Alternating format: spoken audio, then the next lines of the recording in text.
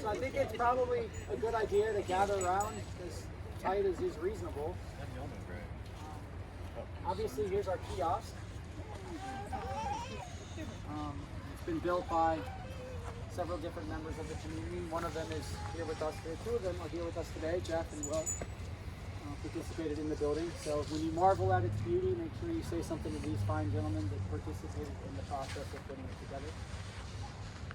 We've got a couple more people coming down, so I'll hang out for a second.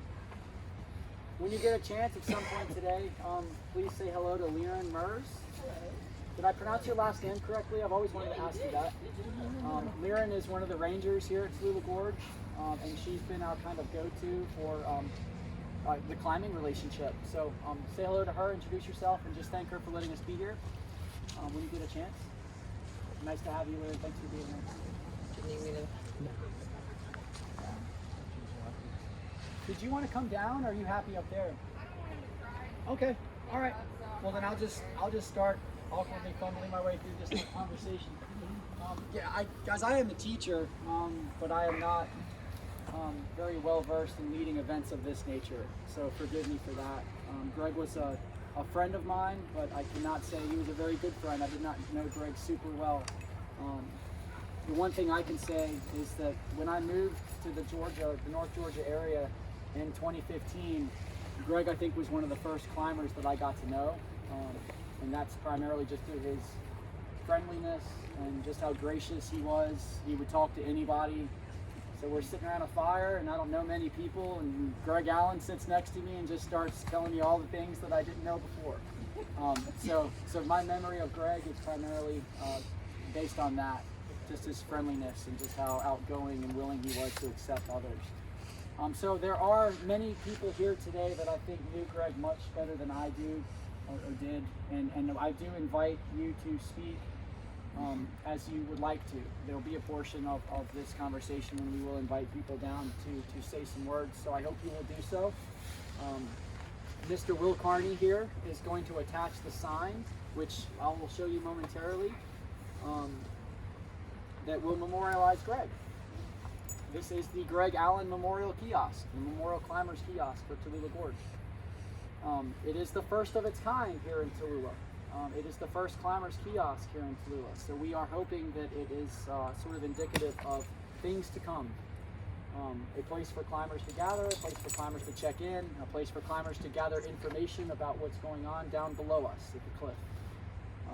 So we're very proud to have this here, and we're very thankful to the rangers at Tallulah for allowing us to build it. Jeff, would you like to pop in and say some things?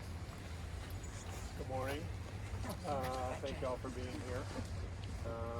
I'm not really, wasn't planning on speaking or anything, but I was driving this morning. I had a 2-hour drive with my friends in Brevard, and I was kind of reflecting on Greg and the time that I got to spend with him, and knowing him and Jean, and they were outstanding, hospitable people, always super friendly, and Greg was the kind of person that would go out of his way and really kind of do anything for you he could. Went on a bunch of climbing trips to him. One that stuck out to me was a trip to the Gunks that we took probably, I don't know, 10 or 15 years ago. And Greg had climbed to the Gunks previously in classic Greg fashion.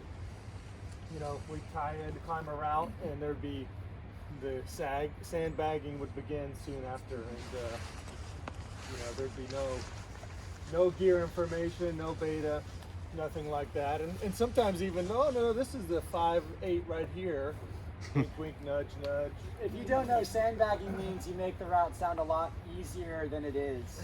So Greg would say, oh, it's no problem, it's easy, you got this. And you get up there and you realize that it's a lot more challenging than it seems. It took you people a lot longer to figure that out about him. That was like day one, I'm downloading the app. No. We didn't have an app at that point. But you know, it kind of, as in life, what goes around comes around. So, you know, sometimes payback was fun with Greg, and you know, and on the walks in on the carriage road to go climb the Gunks, you know, you would hear the same story you heard the morning before about the time Shannon and him had climbed a route there. So it was always a good time. It was always fun hanging out with Greg.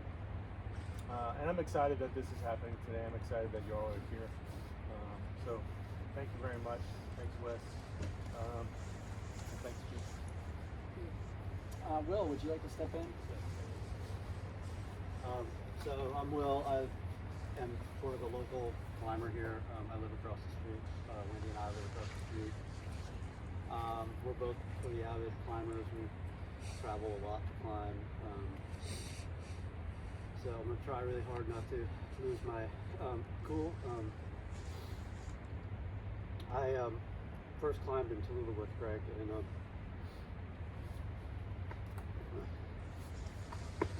this place is one of the most incredible places to climb. Anybody that's climbed here can attest to that.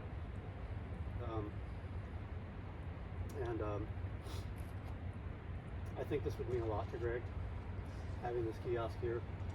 I can't tell you the number of hours I spent talking to him about Tallulah, the access here, the phone calls, emails that we've all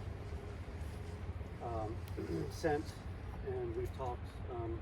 A lot of the people here are involved in climate conservation, and we collectively love this place. It holds a very special place in a lot of our hearts. And Greg was one of those people that just loved it here. I climbed here with him my very first time climbing here, and many more times after that. So this kiosk is fairly monumental to the climbing community. You know, climbing has been going on here for quite a long time. Some of the best routes in the Southeast, in my opinion, and I've done a fair amount of climbing around the country. And there are a few routes in Tallulah that I would put up against any route in the country. And so climbing here is very special, and spending time here, working on trail days, being polite when you're here, picking up your stuff, helping out when possible. Those are all things that Greg thought was important, and the fact that we've got this kind of a turnout to continue that stewardship is a big deal. And I know that Greg would be super happy to have all these people here, and I think he would be super stoked and thankful that this interpretive kiosk is coming up so that people walking by here can have a little bit of understanding about what climbing here might be like.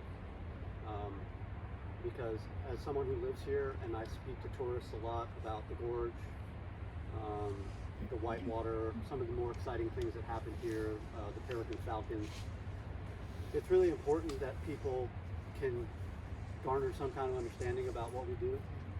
And I think that climbing is sort of an enigmatic thing to people who don't do it.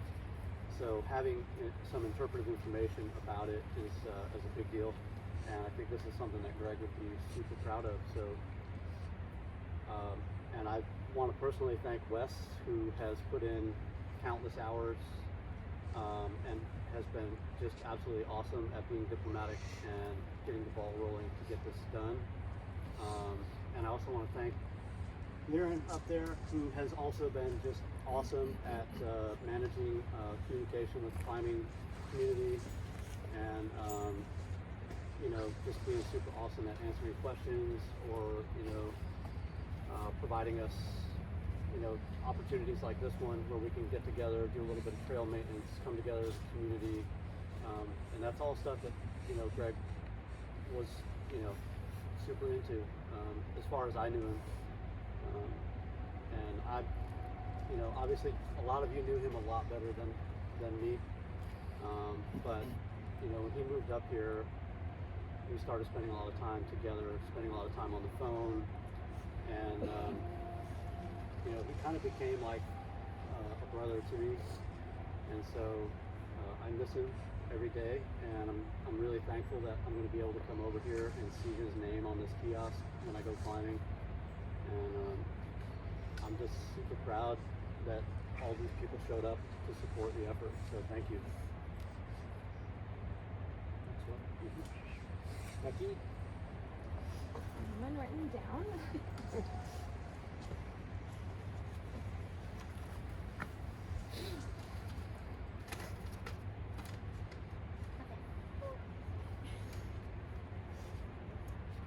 I knew Greg for about 10 years and considered him a close friend, mentor, and a father figure.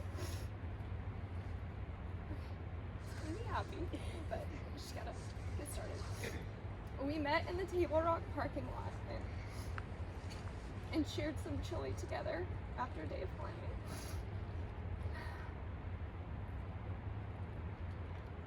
We struck up a conversation about ice climbing, and he's still saved in my contacts under Greg Allen / ice climbing. I immediately felt special for knowing Greg, whose name was in many guidebooks, first ascents in the Southeast. We shared many ropes, some of them needing to be thawed by fireside after use. And we developed a great friendship as Greg's warm and, dare I say, gregarious personality drew us close together.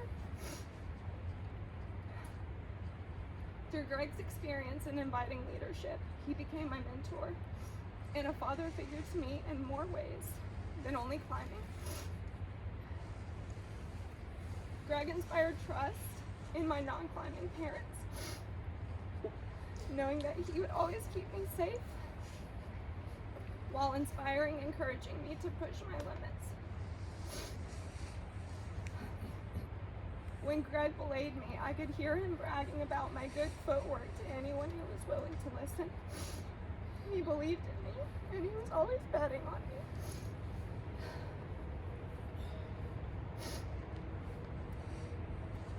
Greg was there for me during a time in my life when I was going through a personal journey.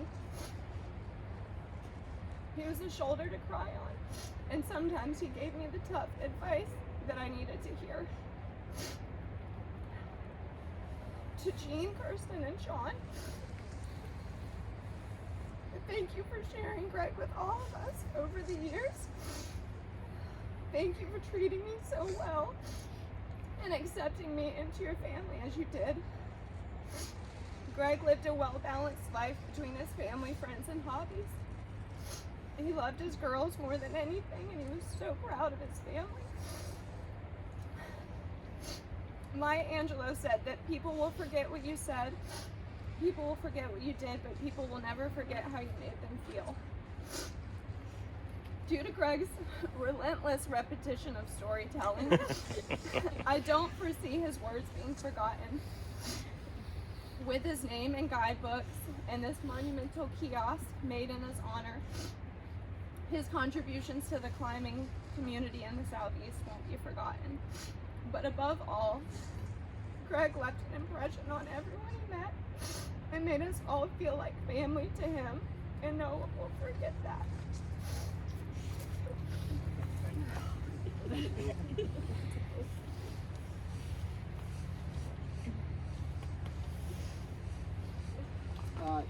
At this point, we'd like to open it up to anybody that would like to say some things, share some words, stories. I'll chime in. Thanks, Ken.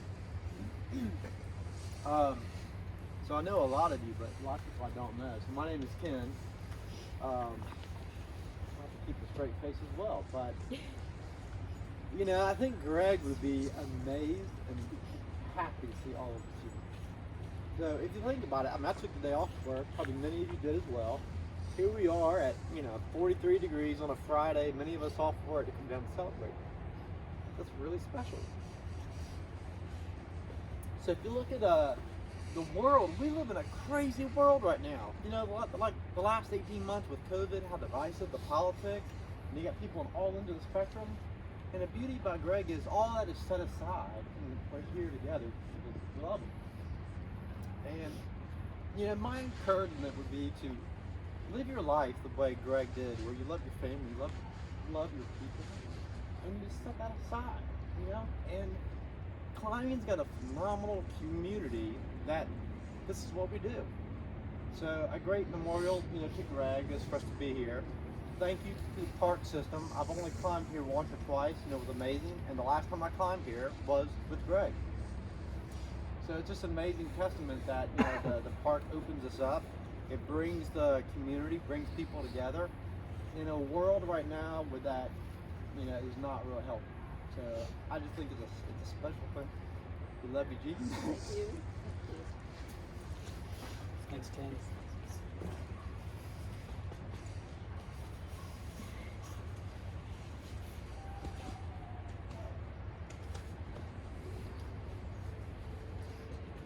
Just gonna be patient in case anybody gets overcome with desire to say something, okay? So feel free to step in if you'd like. I'll step up. So I run and manage the Lifetime Fitness in Woodstock, and that's where I first met Greg. And he basically became one of my climbing mentors, and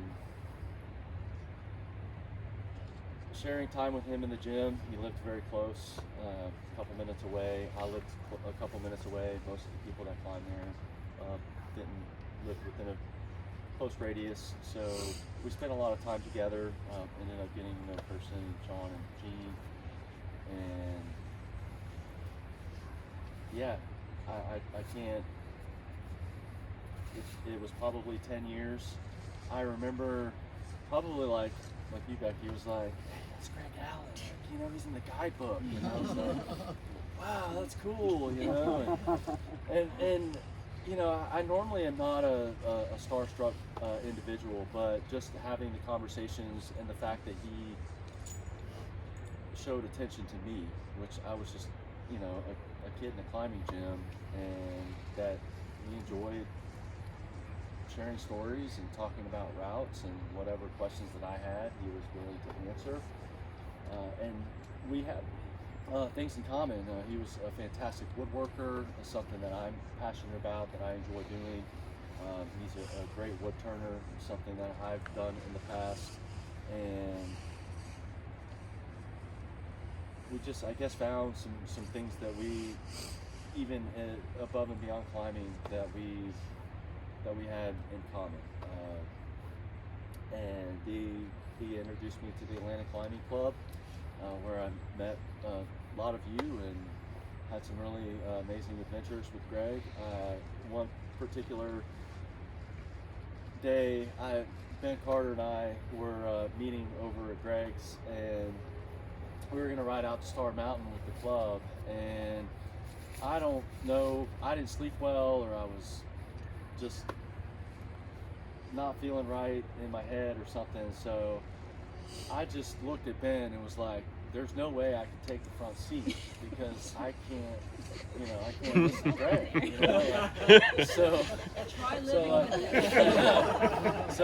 I'm like, Ben, you gotta take one for the team. So yeah, it was like a 2-hour ride or something. I was like, hopefully I can get some sleep. And again, love Greg to death, and that was just one of the things that made Greg unique, and that whoever was in the cockpit had to hold the conversation. Yeah, pretty much, yeah. And a lot of it was like, that's cool. All right. Yeah. Wow. Just follow the script and he thinks you're listening. Right on. Right. So, and then you're like, oh, I have a story. Oh, okay. You're going to share another story. So, yeah, sometimes the conversation would be a little lopsided, but, again, we all knew that about Greg, and we all appreciated the stories because they were good stories. He had a good way of sharing, and they always had a good punchline. And I can't tell you all the great stories he's told about growing up and his brothers and all the crazy things they did. So yeah, and just somebody that gave that he gave a lot of himself to other people. And so I know that for myself, I wanted to mimic that behavior. I wanted to be and still continue to be others focused, and I think Greg seemed to live that, you know. And obviously we became very close over the years, with family, and you know, I was actually with him when he bought the van. You know, took a test drive with him, which was pretty cool. And so I don't want to, you know, tell you every great memory that I have of Greg, but there are many of them, and he will be sorely missed. I think this kiosk is something that will honor him, and I think it's there's been a lot of people, right? The climbing community is built on the shoulders of so many people, and many of them don't get recognized. And you know, I don't know how many people will have a kiosk in their, you know, in their honor. I probably won't. Wes, Jeff, and, you know, many of us. Like, so the fact that this is here and that this was supported and funded by his friends, I think is really, really profound. Sure, it's cool if they would have come from the state, but the fact that we all rallied together and made this happen, and the hard work of the Wes and Jeff and Will, thank you guys, thank the park. You know, hopefully this will be something that will open up some opportunities for the future to, you know, give climbing a little bit more exposure to the gorge, and that it can be done safely and respectfully, and you know, that we're a good partner to have, you know, in conservation and, you know, advocate for wilderness spaces. And that's something that Greg was always, just trail days, SEC, boat rock, judging. I mean, I can go on and on, and you know, that's Greg. So I love him, I love the family, and he will be sorely missed. Thank you, Rob. Daisy, would you like to say a few words? She misses him. One thing I love so much about Greg is Daisy was always there. And you know, my dog was also always there. Well, Greg always said that Daisy was more popular than he was. She would go ahead on the trail so people would know he was coming. She warned everybody. So I'll still hang out here for a moment for anybody that would like to jump in. Thank you, Ben. I don't have a story or anything, but it's just a sentiment about Greg. He was always up for adventure.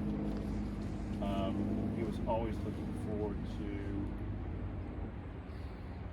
to going and having experiential moments. He wasn't content with just, you know, sitting around and you know, he always was planning the next adventure. And that is something that he imparted to me that was very special. And so I'm very grateful for the time that I spent with Greg. I feel privileged and thankful.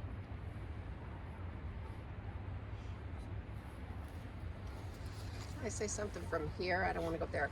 So I'm obviously not a climber, and I didn't know there was a term called sandbagging, but he also did that on hikes because he took my husband and I for this little hike one day, and we had just come up to visit, and my husband's like, I did not bring an extra shirt. I did not bring anything because he was so sweaty.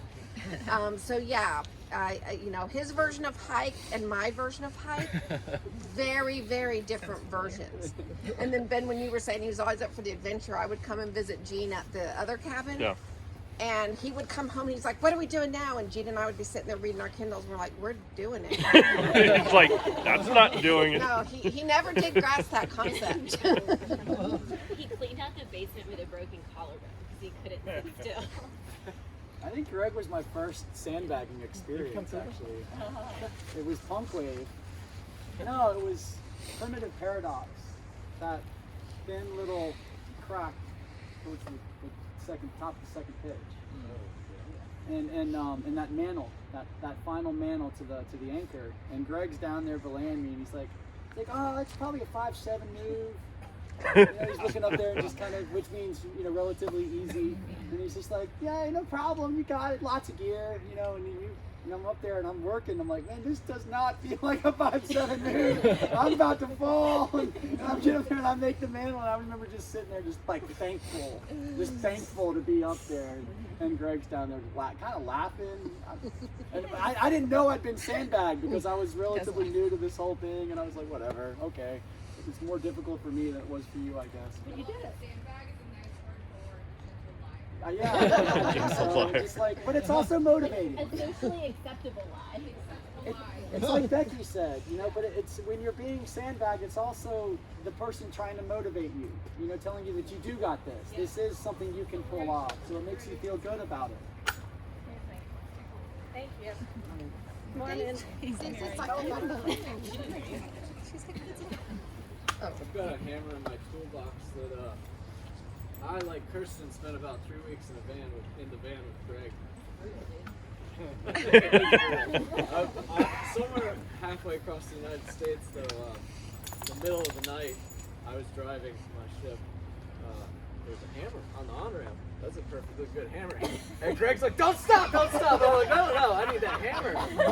So I stopped. There's nobody else out. It's like 4 o'clock in the morning. They like hop out, grab a hammer. Hey, nice hammer, man. On we go. But that's my hammer in my carpentry toolbox. And me and a couple of the guys dragged it up Reflections the other day. So it's a pretty special object for me. It means a lot. It's a real pleasure and a real pain sometimes to drive across the country with Greg, but AirPods. yeah. I think I got most of the stories at least twice. I just want to know if you had the same rules driving in the van as Kirsten put on him last year. What was that? What? I don't remember exactly. No smell. I was very No concerned smell. about his smell. He did a good job. I taught him how to stay clean. We didn't have any issues there. Because you were the dirty one, Yeah, especially because that was like the first trip. He was very picky about the van. We're doing things this way. Okay, just here for the ride. So I think my most memorable sandbag was my first multi-pitch ever. It was on the Daddy, so like a bunch of pitches. About weather like this with a lot of wind, and I had the flu. He goes, oh, you'll be fine. I'm not sure, like, if anger is even how I felt. I was so mad. He knew it. He felt really bad. He brought me food to the tent that night. I just ate dinner in bed. Although sometimes when he got mad, he'd laugh. He thought it was hilarious. It was like a prank. It was always kind of funny. That is funny. To witness it is funny. I get it. I get it. It wasn't funny at the time. So I'm gonna try to get through this.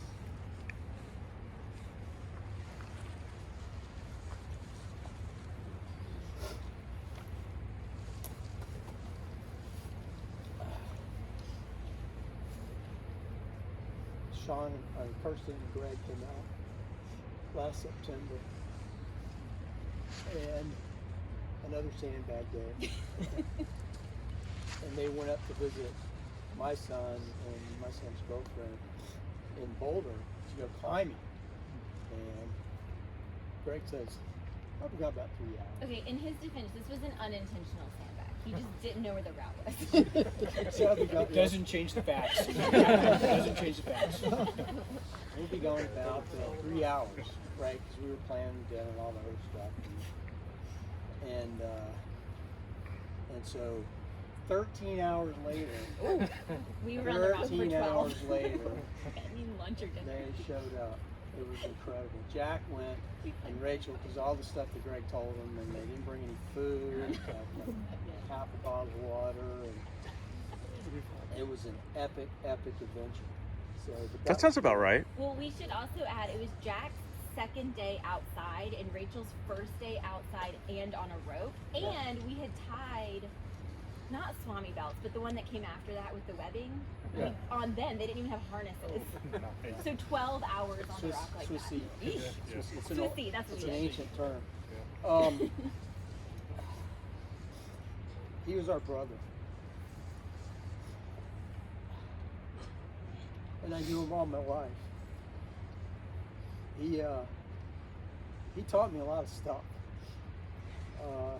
And a lot of it ended up putting me in the hospital. A lot of injuries. He's a good brother. Some of them my fault, but I mean, we learned a lot of things, right? About our physical world. He taught me how to run. We're 13 months apart. And as soon as he could get me running, we had a house, that a long hallway, and then at the end of the hallway, 2 bedrooms, right, with a wall separated. And at that age, you ran head down because you were faster. I'm assuming.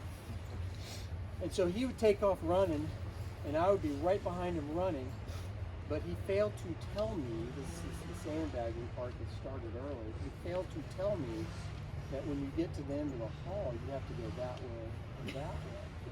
And I just follow him right down there, and then the next thing I know, I'm on my back. Right, head split open, trip to the hospital. So I did that twice. First time is Not so much. True story. We were 5 or 6, and we were out in the yard playing. At that time, I don't know if any of you folks that do developmental things, it would be what you would call parallel play. Parallel play. He was playing one game, and I was playing another game, and I had a little whip, and he had this bamboo pole. And so he was my lion, and he didn't realize that. And so I'm whipping him, because that's what you do with lions when you're 5 years old. And he was doing something else, I don't know, Zulu warrior or something, I'm not sure. And anyway, he said, if you hit me with that whip one more time, I'm going to throw this bamboo pole at you. So that's kind of the challenge, right? With your brothers. And so I said, well, I can. And sure enough, he reared back and launched that spear right at my head. Hit me here, bounced off, a little stunning. So I go running into the house with my hand here. By the time I got 20 feet into the house, blood was already pouring over my hand, and Mom's in the house, and I come running in, and Greg hit me, and and she goes, "Don't get blood on the floor." Right into the bathroom, and then right onto the hospital. And so Greg was going to get in trouble until he told his side of the story, and of course he was exonerated. But good times. Yeah, I can remember most of the times growing up. Injuries tended to surround things that he and I were doing when we were about that age. We used to jump off the roof. Right, we'd climb up on the roof and just jump off the roof. Right, when mom wasn't looking. So we'd go down and play in the creek. Catch crawdads, come back just still being smelly, and seize the day. All kinds of stuff. He taught me how to climb. My last climb, my last climb here in the gorge was one we were talking about last night. That I took my first lead fall, it's a 60-foot lead fall.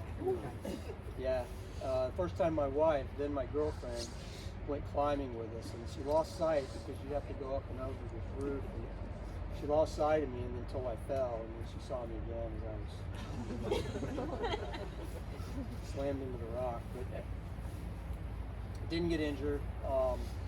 Great day. Walked away back to the vehicle, and ended up having 2 more. I had a lead fall and a fall off of a layback bouldering and broke my ankle, and I decided, as I was going into the service, that maybe this love of Greg's is not for me. So I kind of stopped that. But the other thing he did was he introduced me to lacrosse, which was a passion of mine for up until about 3 years ago, I quit playing. My first game, he says, that was great, right? And he taught me how to throw, and then you get put into the game, and it's different. Right? He says, oh, you're doing great, and then let's go play. And I ended up breaking my nose and knocking my tooth out in my first game ever, and it stuck with me. So it was an interesting dichotomy. I spent much of my formative years in the hospital, and he did not, but he ended up doing that as he got older. So I thought that was interesting that I got smarter and he got more injured. But He did it in reverse. I appreciate everybody coming out. I appreciate everybody's stories. Just missing a lot. So, thanks.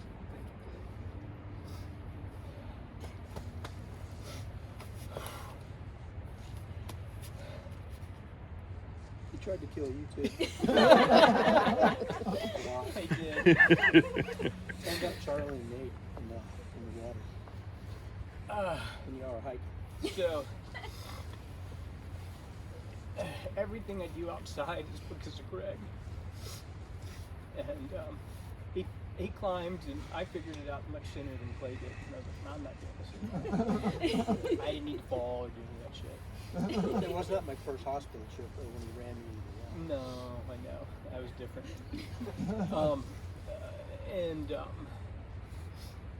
I was talking to somebody, a friend of mine, about it, and they paid him this wonderful compliment, and they said he was remarkable for not particularly anything, and then yet particularly everything about him was remarkable, and the way he could touch people on such a deep, meaningful level, and while we're all here today because of it. And I'm amazed at how much of my life he was part of me being stupid shit, going to work, hanging out with my kids, having fires and drinking brown liquor at night, and just stupid shit, walking the dogs on my property. How much of a part of me he's always been. I miss him too. Gregory L'heuroux Allen, he was just, God, he was so much fun. He was so much fun. He helped us all out of a lot of things. I love what everyone says, he gave so much of himself. It's beautiful. So you guys are hiking. So we're hiking. I'm taking the kids camping, and I'm like, all right, I started taking the kids camping since they were in diapers. And we went to watch the Mill Bridge State Park, and it was car camp. And it was awesome, because I could put the kids in the creek and watch them, and sit and read books and do shit. And we were hiking, it was like a day like today, and it was raining. And I got 2 new water bottles. And Nate wouldn't let go of them. I was like, we'll just go hike, and then we'll go to the ranger station, and we'll fill them up with water. And I said, all right. So then there was a Mill Bridge State Park. It's got one of the longest covered bridges, original wood bridges. So we go out across the dam, and it's a nice big 36-inch wide stone dam. And we get to the end, and there's a big metal bar with a valve on it. So it covers half the thing. And so I look down back behind me, and I'm like, all right, look out. And so I go around this thing, and Nate's hauling ass, running. And so then there's the river right there, and then there's a canal here dammed up. So Nate's looking right at me with a big shit-eating grin. He's like all of 5 or 6, and Charlie's trying to catch up with him, but he's way behind him. And then Nate hits that metal rail and just falls 6 feet off of that dam and plunk, goes right into the drink. Underwater, water bottles and everything. So, and then Charlie goes, Dad, Nate fell in the water. And I was like, all right. And he goes, are you going to go in after him? I was like, let's just wait a second and see what happens. Let's wait. So I'm like, God dang it. So I was like, I'm going to count to 10. And if he doesn't come up at 10, I'm going in. That's what I'm like in my mind. So I'm like in my mind, Charlie's like asking me questions. It's Greg. Yeah, and I was like, so like Will said last night, this is what you're doing, and this is what I want you to do. And so I'm like, 1 Mississippi, 2 Mississippi, and I'm like, well, maybe I'll see a water bottle, at least have an idea where he is. Rise to the surface because they're empty. 3 Mississippi, 4 Mississippi. Well, what are we gonna do? What are we gonna do? 5 Mississippi, 6 Mississippi. Should we call Mom? No, 7 Mississippi, 8 Mississippi. I was like, oh shit. So I start standing up and taking off my clothes, emptying my pockets, because I'm going in. 9 Mississippi. Nate, what do I do? I'll swim to the side. And he's like swimming with the water bottles in his hand. I said, you can drop the water bottles. No, we just got these. So he swims to the side, climbs out, and he comes over to the dam, and he's like, now what do I do? I was like, well, hand me the dang water bottles. Here, Charlie, you hold these. And I picked him up, and he's freezing, he's soaking wet, steam's coming off his body. He's like, what do we do now? I was like, well, let's go change your clothes. And then we get in the, so we get in the car, we change clothes, and that was my first big adventure with Nate. And then we get in the car on the way home, and Nate goes, and I've heard this all my life, don't tell Mom. And I said, all right, I'm good with that. And I said, you get that, Charlie? We're not telling Mom about this. This might be our last camping trip. He's like, all right. So we're coming back from the camping trip, and we're meeting George, my father-in-law, for dinner, and we're coming in smelly and dirty, and it was great. And then we go to the OK Cafe, and we're waiting. Charlie went right in first thing, makes a beeline, walked right up to Mom. She's like, oh, did you have a good time? Nate fell in the water. And almost drowned. And she's like, looked at me, and I was like, yeah. And Nate proceeded to pound Charlie. So, yeah. And it's wonderful. It's really wonderful. And thank you all for coming today. God, it's so beautiful to see y'all here. It's such a wonderful thing. He would love this. He would love this. So another Charlie story. I'm gonna share the truth. You might have heard the story we fed Greg, because I'm sure you've heard it. He was very, very proud of his niece and nephews. Like, very proud. He loved hanging out with them. I guess 3 years ago, maybe? Just like. They? Yeah.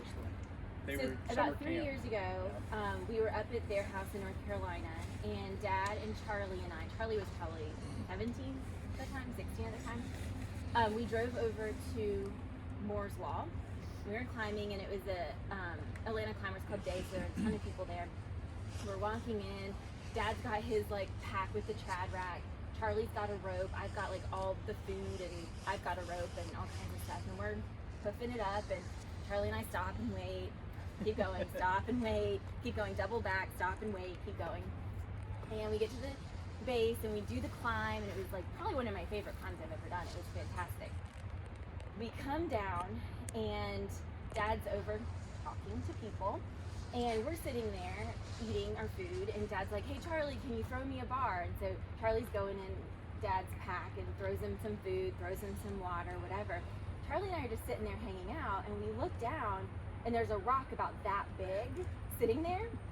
So I was like, Charlie, put that in Dad's pack. Puts it in the pack right on top, okay? Right on top. Nothing subtle about it. We eat, clean up. We don't have time to climb another route because he's talking too much, whatever. And we get ready to pack up and head out so we can meet everybody else for dinner. Dad picks up his, Dad picks up his pack to put it on, and he sees this giant, like the size of his head rock. Starts freaking out. No wonder I was so slow coming up here. He was so proud, first of all, that Charlie pulled it off. Second of all, that somebody had pranked him, and Charlie and I are laughing our butts off, like cannot contain it. Telling everybody we see on the way down, this kid rocked my pack, this kid rocked my pack. And he's like, when did you do it? We're like, oh, in the parking lot when you were filling out the parking information, like you carried that thing all day. And until he died, he believed us. I think I told Huck the truth. I told Ben the truth. We kept it secret. Yeah. Like, no, we didn't tell Greg, So, but we would mess with him. yeah, I mean, it's like 2 pranks because he thinks we did it, but we Yeah. actually didn't do it. Yeah. It was perfect. But he got so bent out of shape about it. He was so like proud that somebody would do that to him because he was always doing stuff to others. So I don't know if everybody who's done it, but I have his van and people have signed the inside with like stories and advice that they've gotten from him and things like that. And Charlie wrote in it, "I never rocked your Pac-Man." I was like, oh, I'm so glad we pulled that off too. It's so fun.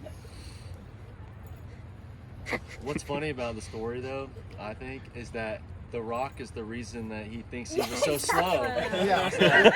Like 3 pranks in there. It's so funny. And it was on top. Like, come on, Yeah. man. Come on. Like, he taught us to rock packs. You do a little at a time, subtly throughout the weekend. Like, come on.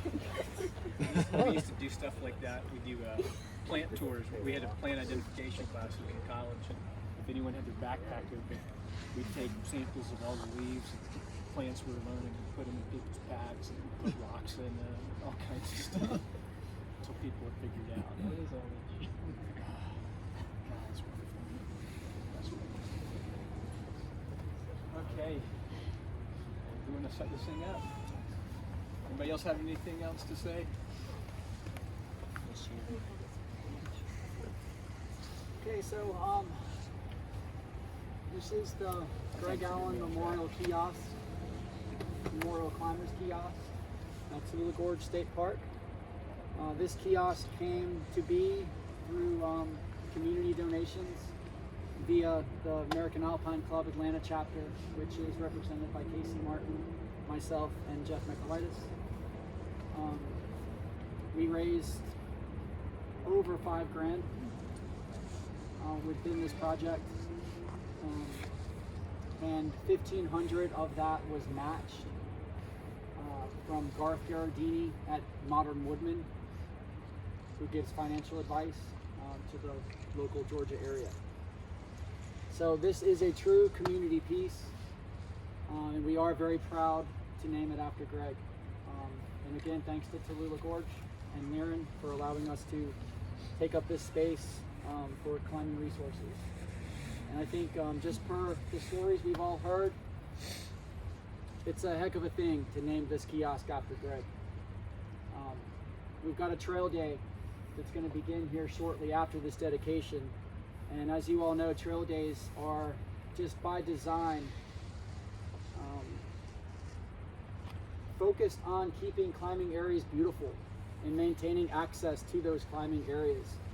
And I think, and again, Greg was not a super close friend of mine, but I knew him, and sounds like a lot of you knew him very, very well.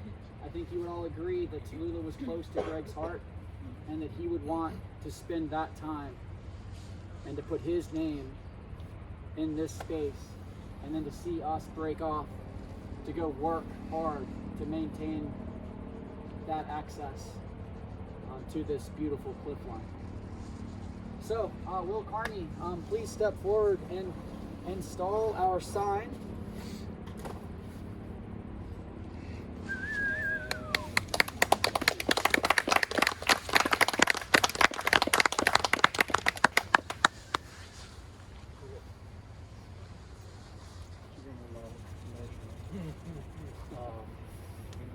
I did not.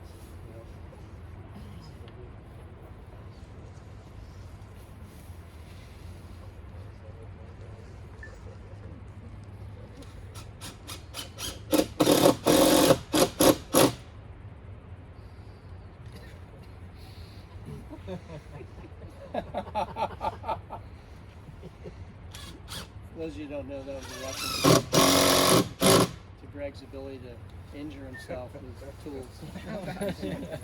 I think I'd like to say too, Will said he didn't know him very long, but you knew Greg just as well as all of us did. To know him, no matter for 5 minutes or 5 years, a lifetime. They all knew each other really well. And that was the remarkable thing about Greg. Yeah, so one other thing, just real quick about Greg, like, I've had people who didn't know him ask me about him, and my usual response to the question of, like, what kind of guy was Greg or whatever, is that everything I ever needed to know about Greg, I knew by how he treated my children. My son Jesse loved him. And Greg taught Jesse how to rock my pack. Gotta pass it on. It was so hilarious, yeah. It was at Yona, which is a brutal hike. That is a brutal hike. So I volunteered to carry all the gear and the ropes and everything so everybody else could hike easy. And they elected to put 2 giant rocks in my backpack.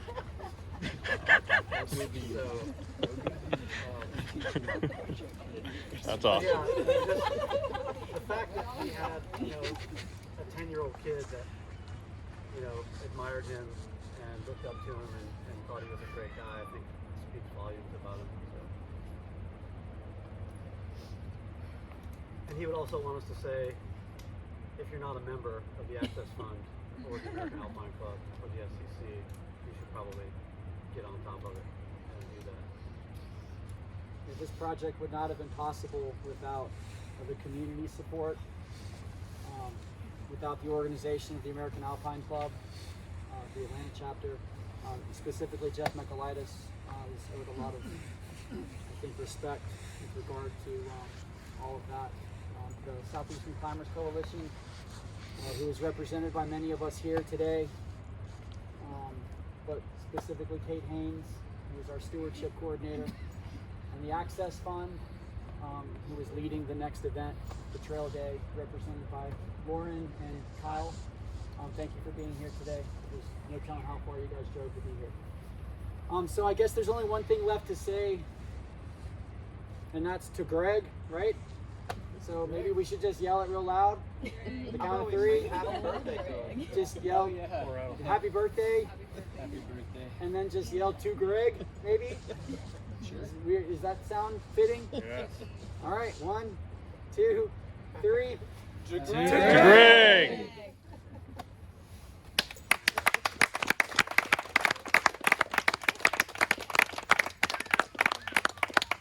So for the next portion of this day, we'll meet back up at the tent. We've got some snacks that we will deliver to you. We're going to get an assignment from the Access Fund. We're going to talk about what kind of work needs to be done in this portion of the trail leading down to the fixed line.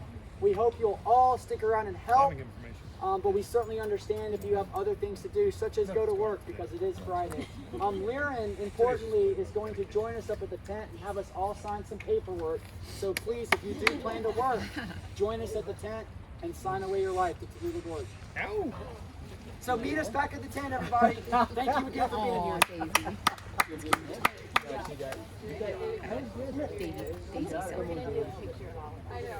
She was shivering. Did you see her little legs? Jeff, I don't think probably should go yet. Oh, she's gonna go get her a picture.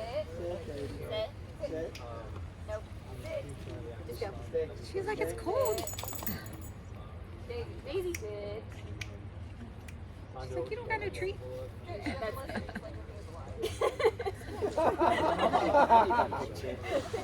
Everybody's taken a lot of pictures and a lot of videos. I would really